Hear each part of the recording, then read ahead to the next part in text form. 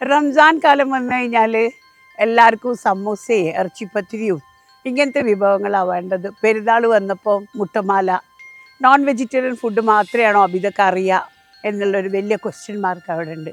ഞാൻ ചെറുപ്പത്തിലും അല്ലാണ്ടെയും ഒരുപാട് vegetarian food enjoy ചെയ്യാറുണ്ട്. അപ്പോൾ ഈ വിഷുക്കാലം വിഷുവിനോട് അനുബന്ധിച്ചിട്ടുള്ള നല്ല മാമ്പഴ പുളിശ്ശേരിയും നെയ്യപ്പവും ഇതൊക്കെയാണ് എൻ്റെ ഏറ്റവും ഇഷ്ടപ്പെട്ട വിഭവങ്ങൾ. ഞാനിന്ന് ജ്യോതിൻ്റെ വീട്ടിൽ, ജ്യോതിൻ്റെ തറവാട്ടിൽ വന്നതാണ്. ഞാനും ജ്യോതി ഒന്നിച്ച് പഠിച്ചതാണ് സ്കൂളിലും കോളേജിലും ഒക്കെ. അപ്പോൾ അന്ന് മുതലേ, ചെറുപ്പം മുതലേ ഞാൻ ആ വീട്ടിൽ പോവാറുണ്ടായിരുന്നു. അമ്മമ്മേൻ്റെ അടുത്തുനിന്ന് അവിടുന്ന് ഭക്ഷണം കഴിക്കായിരുന്നു. ആ രുചികൾ എനിക്ക് ഇന്നും ഓർമ്മയുണ്ട്.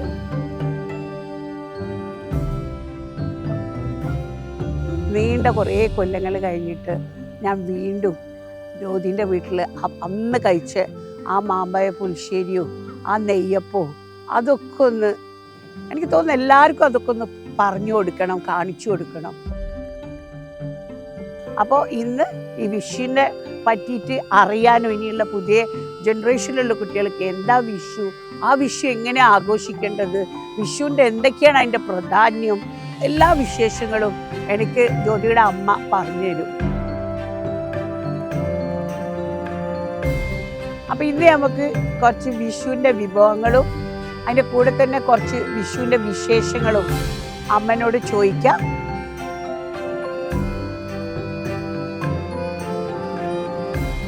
This is Abida Rashid and welcome back to a special episode of Masterclass.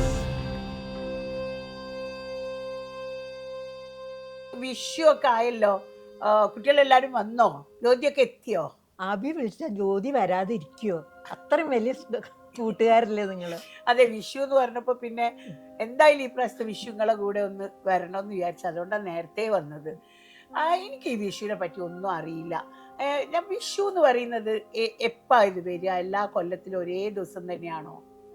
Vishu എന്ന് പറഞ്ഞ വാക്കിന്റെ അർത്ഥം തുല്യം എന്നാണ്. ഓഹോ. അതായത് പകലും രാത്രിയും കൃത്യമായിട്ടുള്ള 12 മണിക്കൂറാണെങ്കിൽ 12 മണിക്കൂർ രാത്രി, അങ്ങനെയുള്ള ഒരു പ്രത്യേക ദിവസമാണ് ഈ വിഷു. അപ്പോൾ ഈ വിഷു ദിനം എന്ന് പറയുമ്പോൾ അതിൻ്റെ ഒരു പ്രത്യേകത എന്താ വെച്ചാൽ, എന്തൊക്കെ നല്ല നല്ല കാര്യങ്ങൾ അന്ന് നടന്നോ അതിൻ്റെ മുഴുവൻ തുടർച്ചയായിരിക്കും ഈ കൊല്ലം മുഴുവൻ എന്നുള്ളതാണ്. ഒരു സ്റ്റാർട്ടിംഗ് ഓഫ് ദി ഇയർ. അതെ, സ്റ്റാർട്ടിംഗ് ഓഫ് ദി ഇയർ അതന്നെയാണ് വിഷു. പിന്നെ വേറെ എന്താ വെച്ചാൽ ഒരു കാർഷികമായിട്ടുള്ള ഒരു സംസ്കാരം ഇതിന് കൂടുതലുണ്ട്. ഈ കാലത്താണ് നല്ല കൊന്നപ്പൂക്കള്, ഈ പിന്നെ കണിവെള്ളരി, ഇങ്ങനത്തെ കുറേ പച്ചക്കറികള്, മാങ്ങ ചക്ക എല്ലാം കൂടുതൽ ഉണ്ടാവുന്ന ഒരു കാലാണ്. പിന്നെ വേറൊരു രസം എന്താ വെച്ചാല്, ഇത് ഈ പച്ചക്കറികളും ഇതൊക്കെ ഉണ്ടാവുന്നതിന്റെ കൂട്ടത്തില് ഒരു വിഷു പക്ഷിയുണ്ട്. ദൂരത്തു നിന്ന് ഈ കാലത്ത് വരുന്ന ഒരു പക്ഷിയാ വിഷുപക്ഷി. ഈ വിഷുപക്ഷിക്കുള്ള പ്രത്യേകത എന്താ വെച്ചാല്, ആ ശബ്ദം ഉണ്ടാക്കുന്നത് വിത്തും കൈക്കോട്ടും എന്ന് പറയുന്ന മാതിരിയാണ് ഈ ശബ്ദം. ആ പക്ഷി ഇങ്ങനെ ശബ്ദം ഉണ്ടാക്കുന്നത് കേൾക്കുമ്പോ വിത്തും കൈക്കോട്ടും, അതായത് ഈ കാർഷിക സംസ്കാരത്തിന്റെ റെഡി ആയിക്കോളൂ എന്നുള്ളത്. ഞാൻ ഇത്ര വയസ്സായിട്ട് ഇതൊന്നും അറിഞ്ഞിട്ടില്ല കേട്ടോ. ഞങ്ങളെ ഇത് ശ്രദ്ധിച്ചിട്ടില്ല. ബട്ട് ഇനിയുള്ള കുട്ടികൾക്കും വാട്ട് ഇസ് വിഷു എന്നുള്ളത് അറിയണ്ടേ? എന്തുകൊണ്ടാണ് ഐതിഹ്യങ്ങളൊക്കെ ഉണ്ട് എന്ന് പറയും. ഓണത്തിന്റെ ചില ഐതിഹ്യങ്ങളുണ്ട്, ഓരോന്നിനും ഓരോ കഥകളുണ്ടാവും. അപ്പൊ ഇതിനൊരു പ്രത്യേകമായിട്ടുള്ള ഒരു കഥ ഉള്ളത് എന്താ വെച്ചാല്, ശ്രീകൃഷ്ണ ഭഗവാൻ നരകാസുരനെ വധിച്ച ദിവസം, ആ വധിച്ചിട്ടുള്ളതിന്റെ സന്തോഷം ശ്രീകൃഷ്ണനെ ആരാധിച്ചും കൊണ്ട് നമ്മൾ വിഷുവിന്, അതാണ് വിഷുവിന്റെ ഈ വിഗ്രഹമൊക്കെ വെച്ച് അന്നത്തെ ഇമ്പോർട്ടൻസ്. പിന്നെ വേറൊരു ഇത് കൂടി ഉണ്ട്. അതെന്താ വെച്ചാല്, നമ്മുടെ രാവണനെ ശ്രീരാമൻ വധിച്ചിട്ടുള്ള സമയം. അപ്പൊ അതിലൊരു പ്രത്യേകത എന്താ വെച്ചാല്, അന്ന് എല്ലാ വീടുകളിലും കണിത്തി വെക്കും. തീയെ ആ കണിത്തി വെക്കുന്നത് എന്താ വെച്ചാൽ തലേന്നാണ്. ആ കണിത്തി കത്തിച്ചുകൊണ്ട്, അതായത് നല്ല നന്മേനെ ഓ, ചുറ്റും വീട്ടിന്റെ ചുറ്റുമൊക്കെ ഈ നല്ല ഇലകളൊക്കെ എല്ലാം കൊഴിഞ്ഞിട്ടുണ്ടാവും, അതൊക്കെ ആവശ്യമില്ലാത്തതൊക്കെ. അടിച്ച് ചപ്പല മുഴുവൻ ഇട്ടിട്ട് എല്ലാ വീടുകളിലും കത്തിക്കും. പിന്നെ പിന്നെയാണ് ആ വിഷുക്കണി അടിക്കുള്ള ഒരുക്കങ്ങൾ. ഓ, ഇതിനുള്ള അന്ന് രാത്രി ആ വിഷുക്കണിക്കുള്ള ഒരുക്കങ്ങൾ കൂട്ടായി. തറവാട്ടമ്മയാണ് ഇത് മുഴുവൻ ഒരുക്കിയിട്ട് ആ രാവിലെ ആകുമ്പോൾ ഇതിൻ്റെ ഒരു പ്രത്യേക സമയമുണ്ട്. ആ മുഹൂർത്തത്തിലാണ് എല്ലാ വീടുകളിലും ഇത് തുടങ്ങുന്നത്. അത് കണി കാണുന്നത് എങ്ങനെ അറിയോ? ഓരോരുത്തരെയും മുറിൻ്റെ ഉള്ളിൽ നിന്ന് കണ്ണു പൊത്തിയിട്ട് കൊണ്ടുവരും. ഒരു പാട്ടില്ലേ, അതറിയോ? കണി കാണും നേരം കമലാതെ അല്ലേ? അത് എനിക്കറിയില്ല പാട്ട്. കൃഷ്ണന്റെ പാട്ട്. അപ്പൊ ഇത് അങ്ങനെയല്ല. ഇത് എല്ലാവരുടെയും കണ്ണു പൊത്തിയിട്ട് ഇങ്ങനെ കൊണ്ടുവന്നിട്ട് ഈ കണീന്റെ മുന്നിൽ വെച്ചിക്കും. വെച്ചിട്ട് കണ്ണങ്ങോട്ട് തുറക്കുന്ന സമയത്ത് എല്ലാ കൂടി പ്രകാശമായിട്ട് ജീവിതത്തിൽ ആവശ്യമുള്ളത് അല്ലേ, എല്ലാം പൊന്നാണെങ്കിലും പൈസയാണെങ്കിലും ഫലങ്ങളാണെങ്കിലും പൂക്കളാണെങ്കിലും എല്ലാ സാധനവും ദൈവം ഞങ്ങൾക്ക് തരട്ടെ ഒരു വർഷത്തേക്ക്. അതെ, അതങ്ങോട്ട് കണ്ടു കഴിഞ്ഞാല് ഉടനെ തന്നെ അതിലത്തെ ഈ ഉരുളിയും വിളക്കും മാത്രം എടുത്തിട്ട് ആലയിലുള്ള പശുക്കൾക്ക് കണി കാണിച്ചു കൊടുക്കും. അകം കണി, പുറം കണി. അകം കണി, പുറം കണി ആർക്കാ? പശുക്കൾക്ക്. അപ്പോൾ പിന്നെ വേറെ എന്താ പ്രത്യേകത വെച്ചാൽ ഇത് കഴിഞ്ഞ ഉടനെ തന്നെ തറവാട്ട് കാരണവർ വരും. കാരണവർ വന്നിട്ട് കുടുംബാംഗങ്ങൾക്ക് മുഴുവൻ കൈനേട്ടം കൊടുക്കും.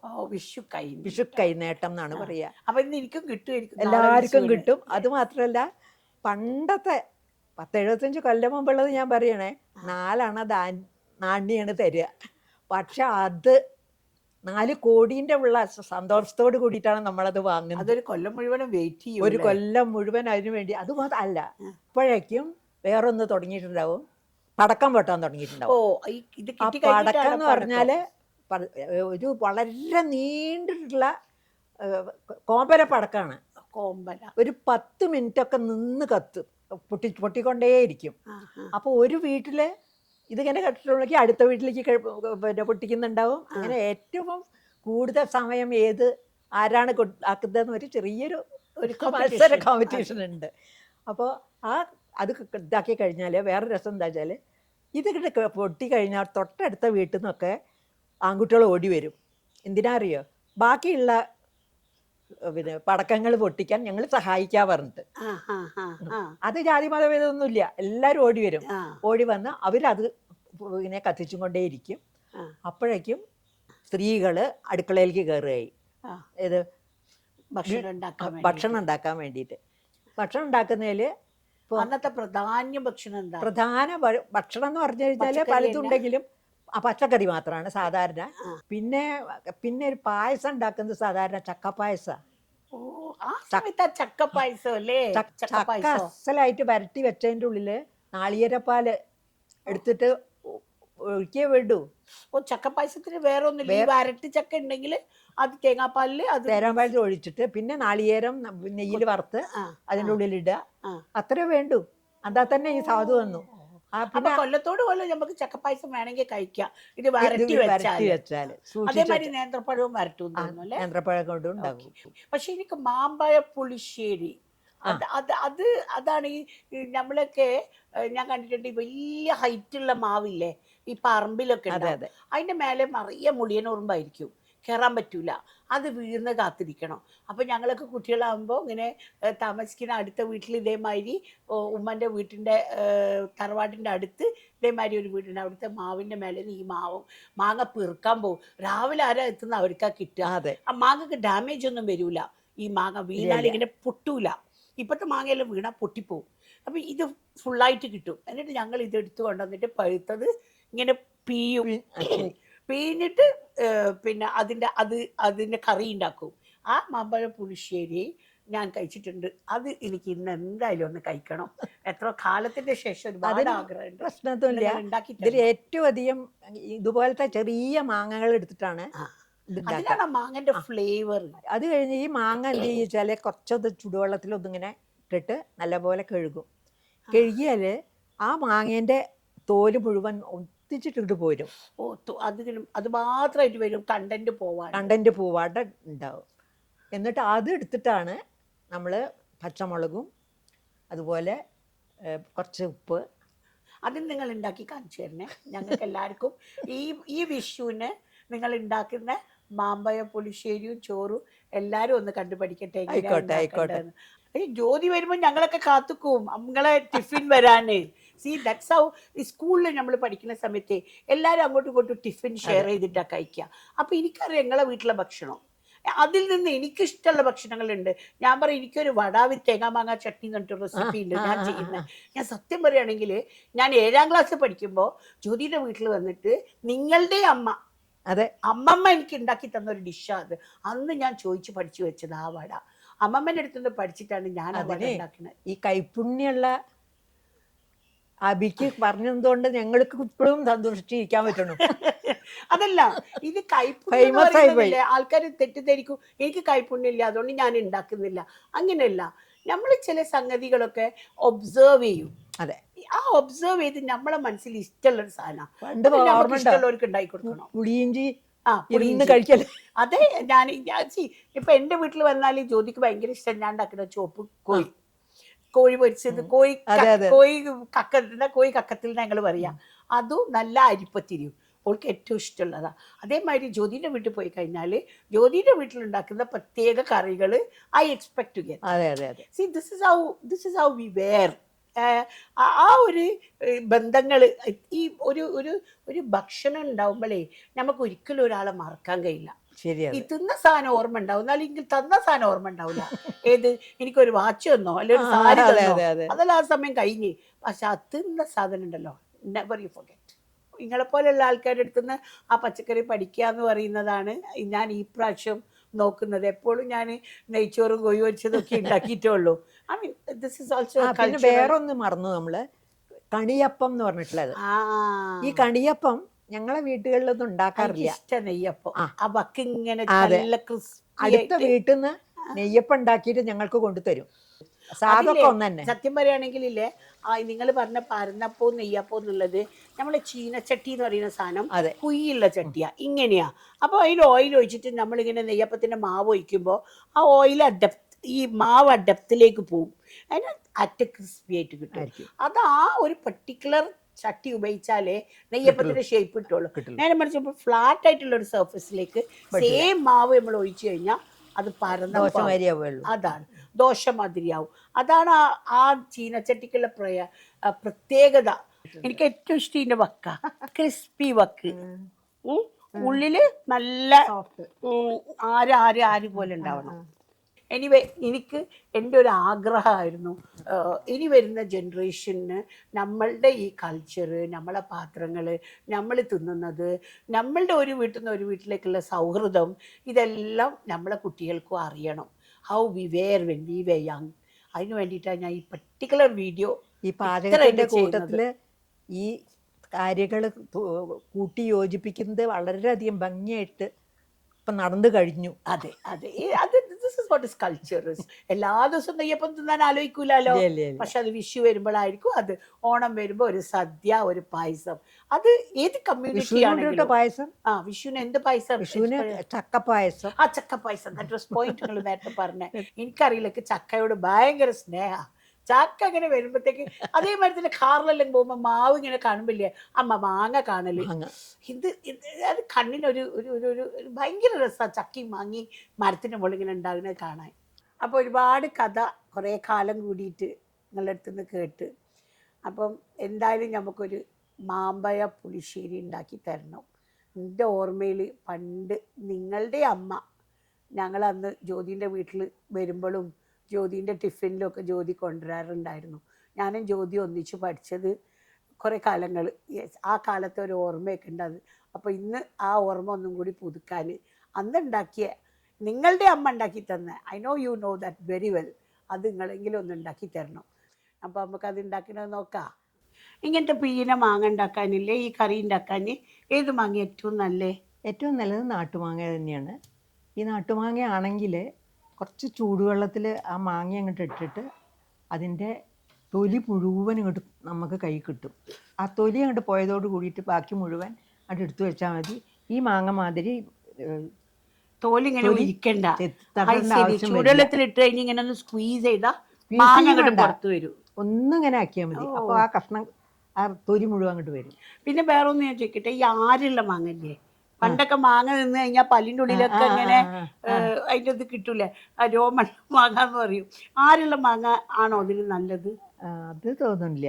ആ, എന്താ വെച്ചാല് കുറച്ചുകൂടി ഈ അതിന്റെ അണ്ടിയും അതിന്റെ ഇതും എല്ലാം കൂടിയാണ് നമ്മൾ ആക്കുന്നത്. അപ്പൊ ഇപ്പൊ കിട്ടുന്ന ഇങ്ങനത്തെ മാങ്ങയിലും ഇത് ഉണ്ടാക്കാം അല്ലേ, ആ നാട്ടുമാങ്ങൊക്കെ. ഇനിയിപ്പോ അല്ല സേലം മാങ്ങ മാതിരത്തതാണെങ്കിൽ എന്ത് ചോദിച്ചാല് ഇതിന്റെ പകുതി ഈ ഭാഗം ഇങ്ങോട്ട് മുറിക്കും, ഈ ഭാഗം ഇങ്ങോട്ട് മുറിക്കും, എന്നിട്ട് നടുവിലത്തെ അണ്ടിയും ഈ രണ്ട് ഭാഗവും കൂടിയിട്ട് ഒന്നിച്ചു വെക്കും. എന്നിട്ട് ഇതേമാതിരി തന്നെ ഇതേ കാര്യങ്ങൾ ചെയ്താൽ നമുക്ക് മാങ്ങാ പുളിശ്ശേരിയായി. ഓ അത് ശരി. സാധാരണ ഈ ഇതൊക്കെ ഉണ്ടാക്കുമ്പോൾ കൊത്തി കൊത്തി അരിഞ്ഞിടുക ചെയ്യും. അതെ അതെ. അപ്പം മാങ്ങാ പുളിശ്ശേരിക്ക് മാങ്ങ മുഴുവനോടെ തന്നെയാണ് ഏറ്റവും ബെസ്റ്റ്. അത് ചോറ് ഒരു ഉരുള തിന്നുമ്പോൾ മാങ്ങൻ്റെ അണ്ടി എടുത്ത് ഒന്ന് കടിച്ച് അതിൻ്റെതായ ആ ഫ്ലേവേഴ്സ് അറിയും. അതെ അതെ. അപ്പം നമുക്ക് മാങ്ങാ പുളിശ്ശേരി ഉണ്ടാക്കണ്ടേ? നുറുക്കിയിട്ട് ഞാനിവിടെ വെക്കാം. ബാക്കിയുള്ള കാര്യങ്ങൾ നിങ്ങളെ 2 ഫ്രണ്ട്സും കൂടിയിട്ട് നന്നായിട്ട് ഉണ്ടാക്കാം. ജ്യോതിനെ പഠിപ്പിച്ചു കൊടുത്തിരുന്നോ? ജ്യോതിക്ക് അറിയാം, ജ്യോതിക്ക് പറഞ്ഞു കൊടുത്തിട്ടുണ്ട്, ജ്യോതിക്ക് അറിയാം. അപ്പോൾ ശരിക്കുള്ള അതിന്റെ പ്രതിഭ കൂടി കൂടത്തിലുണ്ടെങ്കിൽ പിന്നെ അതിനെ നോക്കും വേണ്ട. അപ്പൊ ഞാനും ജ്യോതി കൂടി ആ മാങ്ങാക്കറി ഉണ്ടായിക്കോളും. നിങ്ങൾ എന്നാലും ഞങ്ങളെ നോക്കണം കേട്ടോ. നോക്കാം. ജ്യോതി ഇതാ വരൂ, മാങ്ങയൊക്കെ ചെത്തി വെച്ചിട്ടുണ്ട്. ഇനി പുളിശ്ശേരി ഉണ്ടാക്കാൻ വേണ്ടിയിട്ടുള്ള കാര്യങ്ങളൊക്കെ 2 ആളും കൂടിയിട്ട് മാങ്ങാക്കറി അല്ലേ. അപ്പൊ മാങ്ങ ആദ്യം മാങ്ങ ഇടുന്നില്ല, വെള്ളം ഒഴിച്ചിട്ട് ആദ്യം വെള്ളം ഒഴിക്കുക. കുറച്ച് വെള്ളം മാങ്ങ വേവാനുള്ള വെള്ളം അല്ലേ? മാങ്ങ ഇങ്ങനെ മുഴുവനോടെ അണ്ടിയോടെ ഇടുമ്പോഴാണ് ചോറ് കൂട്ടി കഴിക്കുമ്പോൾ അതിനുള്ളൊരു ടേസ്റ്റ്. അതിൻ്റെ കൂടെ നമ്മൾ ഒരു 3 പച്ചമുളക് അതും ഇട്ട്, പിന്നെ കുറച്ച് മഞ്ഞൾപ്പൊടി ഇടും, മുളക് പൊടി, ഉപ്പ് എല്ലായിട്ട് കുറച്ചും കൂടെ വെള്ളം പാരാം. കുറച്ചും കൂടി വെള്ളം ഒഴിച്ച് എന്നിട്ട് ഇത് വേവാൻ വയ്ക്കുക. അത് കഴിഞ്ഞാൽ നാളികേരം അരയ്ക്കാനുണ്ട്. ഒരു 3/4 വേവായാൽ, ഇതൊരു 3/4 വേവായാൽ മാങ്ങ ഒന്ന് തളച്ച് ഒരു ചെറിയൊരു തളയൊക്കെ വന്നു കഴിഞ്ഞാൽ നാളികേരും ജീരകവും കൂടി അരയ്ക്കും. എന്നിട്ട് ജീരകം, ഇത് സാധാ ജീരകം, നല്ല ജീരകം.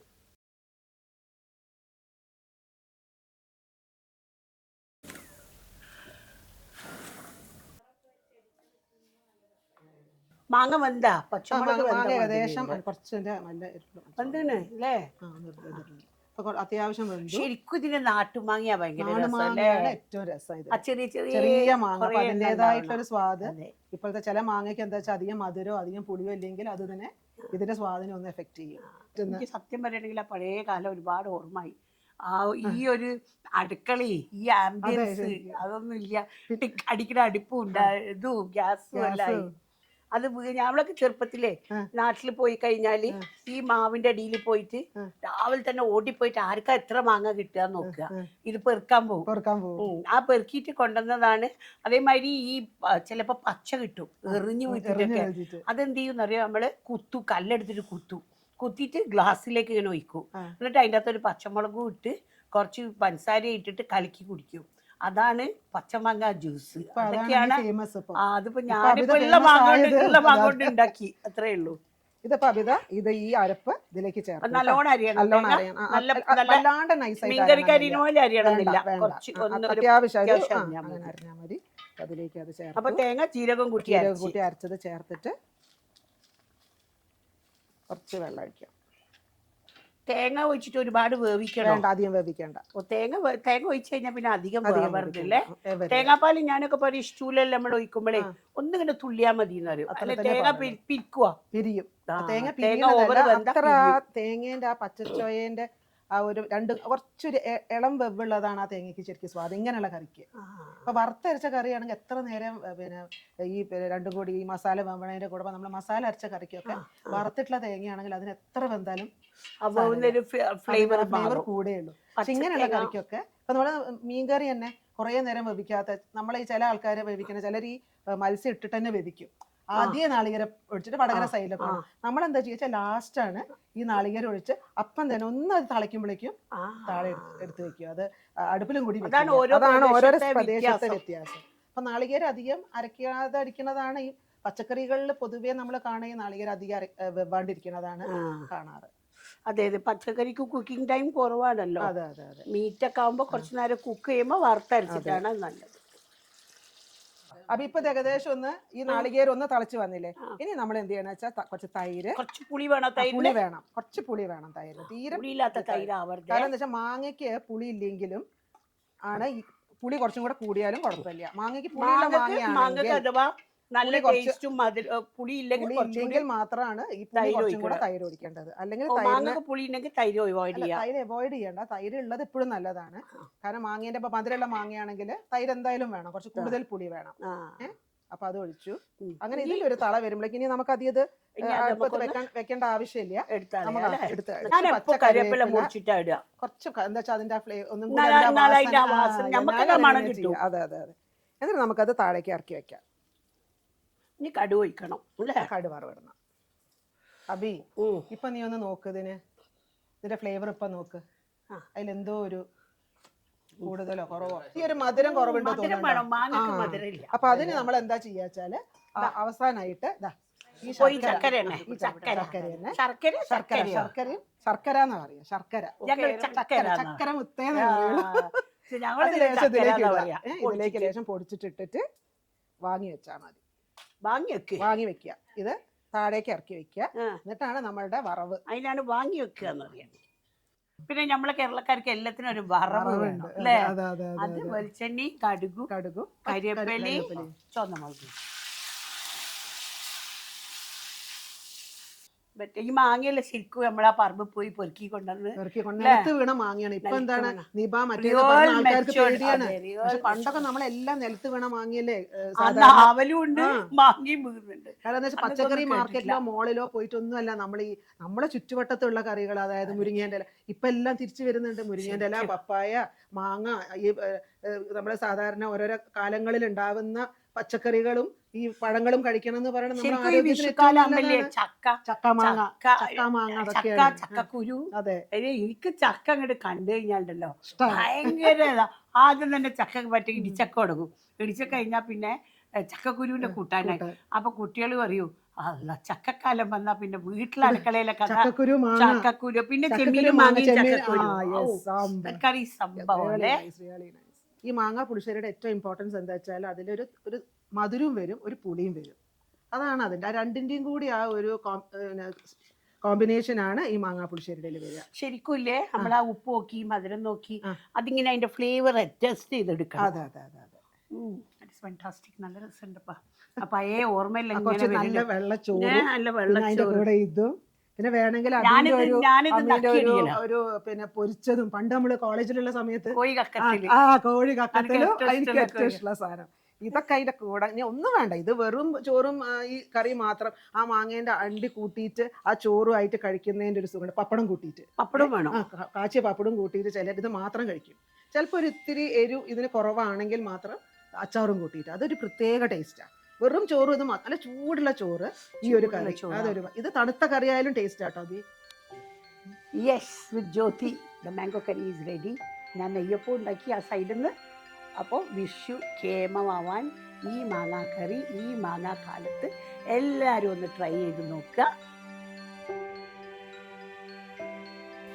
അപ്പോൾ ഇന്നത്തെ വീഡിയോ ഒരുപാട് കഥകളും ഓരോ കാര്യത്തിനും ഞാൻ അമ്മമ്മനോട് സംസാരിക്കുമ്പോൾ അമ്മമ്മ പറഞ്ഞു തന്ന ഓരോ കഥകളും അതിലുണ്ടായ ഇത്ര കാലമായിട്ടും ഞാനൊന്നും ഇതൊന്നും അറിഞ്ഞില്ലാലോ എന്ന് ഞാൻ ശരിക്കും വിചാരിച്ചു. അപ്പോൾ ഇങ്ങനത്തെ പല കാര്യങ്ങളും നമ്മളിൽ നിന്ന് വിട്ടു പോവാണ്, നമ്മൾ അറിയാണ്ട് നമ്മളിൽ നിന്ന് പോവാണ്. അപ്പോൾ ഇങ്ങനത്തെ കഥ പറയുന്ന അമ്മമ്മയും ഞങ്ങൾ അമ്മമാരും ഒക്കെ അടുത്ത ജനറേഷനിലേക്ക് അവർക്ക് ഈ കാര്യങ്ങളെല്ലാം പറഞ്ഞ് മനസ്സിലാക്കി കൊടുക്കണം. സത്യം പറയുകയാണെങ്കിൽ ഒരു ചെറിയ കുട്ടി പിറന്ന പാട് ആ കുട്ടി എന്താ ആവശ്യപ്പെടുക? ആ കുട്ടിക്ക് ആദ്യം വേണ്ടത് ഭക്ഷണം അല്ലേ? ആ ഭക്ഷണം കഴിഞ്ഞു കഴിഞ്ഞാൽ ആ കുട്ടി കുറച്ചൊന്ന് സംസാരിക്കാൻ തുടങ്ങുമ്പോൾ ആ കുട്ടി എന്താ ചോദിക്കുക? കഥ പറഞ്ഞിട്ടാ ഈ കഥകൾ മുത്തശ്ശിമാർ പറഞ്ഞു കൊടുക്കുന്നത് അതൊക്കെയാണ് ഇന്ന് ആന്റി ഞങ്ങൾക്ക് പറഞ്ഞു തന്നത്. ഇപ്പൊ ഇങ്ങനെയുള്ള ഒരാൾ ഞങ്ങളെ കൂടെ ഇല്ലെങ്കിൽ ഈ കഥകളൊക്കെ നമ്മളെങ്ങനെ അറിയുമായിരുന്നു? ആരും മാമ്പഴ പുളിശ്ശേരി ഉണ്ടാക്കാൻ മറക്കണ്ട. അതോടുകൂടി വിഷു എന്താണെന്നുള്ളത് മനസ്സിലാക്കി ഇനി വരാൻ പോണ ജനറേഷൻ ഈ വിഷുവിനെ പറ്റി പറഞ്ഞു കൊടുക്കുക. ഇനിയും ഇതുപോലത്തെ ആഘോഷങ്ങൾ ഞങ്ങൾ എല്ലാവരും കൂടി ആഘോഷിക്കാൻ ദൈവം ഞങ്ങൾക്ക് അവധി തരട്ടെ. എല്ലാവർക്കും, എല്ലാ പ്രേക്ഷകർക്കും happy Vishu, all of us. നമ്മളെ മൂന്നാളെടുത്തൊന്നും